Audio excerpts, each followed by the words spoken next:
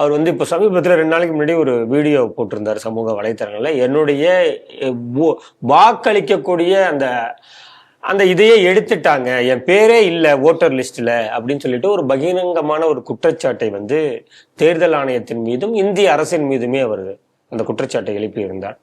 இப்போ கர்நாடகாவிலிருந்து தேர்தல் ஆணையம் அந்த மாவட்ட அதிகாரிகள் சொல்லியிருக்காங்க, அவர் பேரை எடுக்கல, அவர் பேர் அங்கேயே தான் இருக்கு, அவர் முகவர் மாறிவிட்டார், அந்த முகவரியே நாங்களும் மாற்றி ஷிஃப்டட்னு சொல்லிட்டு ஒரு ஆப்ஷன் இருக்கு, அதில் தான் வச்சிருக்கோம், அவர் சொல்லக்கூடியது பொய்யான தகவல் அப்படிங்கிறத அவங்க உண்மை முகத்திரையை கிழிச்சிருக்காங்க, அவருடைய முகத்திரையை. இந்த செய்தி எப்படி சார் பார்க்குறீங்க? அதாவது தெளிவாக சொல்லியிருக்காங்க, சாந்தி நகர் என்ற இடத்துல கடைசியாக ஒரு ஓட்டு போட்டிருக்காரு. இந்த பிஎல்ஓ என்று சொல்லக்கூடிய அந்த அதிகாரிகள், பூத் லெவல் அந்த அதிகாரிகள், ஆபீசர்ஸ், அவங்க வந்து எஸ்ஐஆர் நடவடிக்கை இங்கே நடந்து கொண்டிருக்கிறது. அந்த விசாரிக்கும் போது அக்கம் பக்கத்தில் விசாரிப்பாங்க, இந்த இவர் இங்கே இல்லையா, பேரில் இருக்க இந்த அட்ரஸில் இருக்கு, ஆனால் இப்போ இந்த வீட்டு இந்த டோர் நம்பர் அவர் இல்லை, வேற ஒருத்தர் இருக்கார், அவர் இல்லையா, என்ன சொல்லுவாங்க, இங்கே இருந்தாங்க, நாங்கள் இப்போ இருக்கோம், ஷிஃப்ட் ஆயிட்டாங்க அப்படிதான் சொல்லுவாங்க. Shifted within constituency. ஆமாம், ஷிஃப்டட் தான் எழுதுவாங்க, வேற எப்படி எழுத முடியும்? ஆகவே எஸ்ஐஆர் சரியான முறையில் நடந்து கொண்டிருக்கிறது. தேர்தல் கமிஷனுக்கு பாராட்டுதல்கள் இல்லைங்களா? முதல்ல எஸ், இவர் பேர் டெலீட் பண்ணல, இவர் ஒரே சமயத்துல 4 இடங்கள்ல, 1க்கு மேற்பட்ட இடங்கள்ல ஓட்டர் ஐடி வைத்திருப்பதற்காக இவர் மேல வாரண்ட் வந்திருக்கிறது. இவரைக்கும் அவர் சட்ட ரீதியாக எதிர்கொள்ள தயாரா இல்லை, கோழர் அதை எதிர்கொள்ளல, அவர் இந்த வாரண்ட் இஷ்யூ பண்ணியாச்சு. இப்படிப்பட்ட ஒரு குற்றம் சுமத்தப்பட்டவர் தான் இப்படிப்பட்ட குற்றச்சாட்டை வைத்திருக்கிறார்.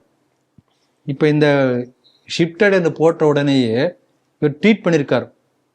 யாருக்கு? மோடிக்கு ட்வீட் பண்ணாராம். அந்த வார்த்தை எப்படி படிக்கணும் பாருங்க. You can use your powers to deny few persons to vote who may not elect you. அதாவது உங்களை தேர்ந்தெடுக்கவில்லை என்று நீங்கள் கருதக்கூடிய சில பேர்களை நீங்கள் உங்கள் ஆட்சி அதிகாரத்தை பயன்படுத்தி அவங்க ஓட்டர்ஸ் நீக்கிவிட்டீர்கள், அப்படி நீங்க பெருமை கொள்ளலாம் அப்படின்னு ட்வீட் போடுறாரு. நீக்கல, அட்ரஸ் மாறுன்னு சொல்லியிருக்காங்க, அவ்வளவுதான். மோடி என்ன பண்ணுவாருன்னு கேட்கிறேன். அவர் அப்படிதான் சொல்லியிருக்கிறார். இப்படி மக்களை வந்து இவருக்குள்ள ஒரு ஸ்டார் வேல்யூ இருக்கு, ஒரு பெரிய ஒரு, இப்ப நான் ஏதாவது பேசினா யாரும் ஒன்று கேட்க போறது இல்லை. இப்ப நான் பேசக்கூடிய இதே என்னுடைய வாயில வரக்கூடிய வார்த்தை பிரகாஷ் ராஜ் சொன்னா உடனே அப்படியே எல்லாத்தையும் ஃபிளாஷ் ஆகும் இல்லையா? அப்ப தனக்குரிய ஸ்டார் வேல்யூவை தவறாக பயன்படுத்தக்கூடிய நபர்கள் இவர் போன்றவர்கள். தர்மஸ்தலால அப்பட்டமான பொய்யை சொல்லி பல 1000 ஆண்டுகளாக உள்ள பழமையான அந்த சிவன் கோயிலை இவர் வந்து இழிவுபடுத்தி அதுக்குள்ள இவர் சொன்னபடியே கூட்டமே வராது நினைச்சிட்டார் போட்டிருக்கு. எப்பயும் போல போயிட்டு இருக்காங்க ஜனங்க. ஒரு முறை நான் தர்மஸ்தலாவுக்கு கார்ல போறேன், கார்ல நான் போன அன்னைக்கு கோடி தீபம்னு ஒரு நிகழ்ச்சி, எனக்கு தெரியாது.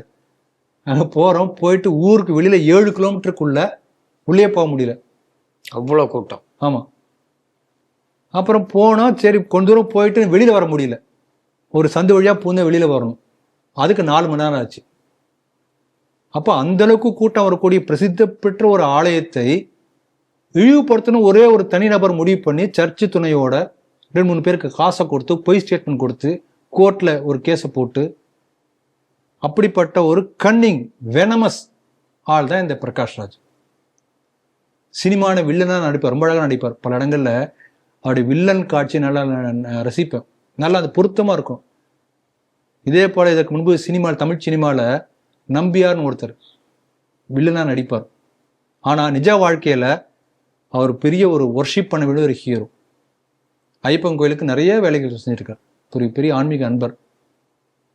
எம்ஜிஆர் படத்துல அவர் தான் நம்பியார் ஆஸ்தான வில்லன் அவர் தான். இந்த பிரகாஷ் ராஜ் பாருங்க, சினிமாலி வில்லன் கேரக்டருக்கு பொருத்தமா இருக்கிறார், நிஜ வாழ்க்கையிலும் வில்லனாக, இந்த சமுதாயத்துக்கே வில்லனாக, நாட்டுக்கே வில்லனாக செயல்படுகிறார். பெரிய டேஞ்சரஸான ஆள்.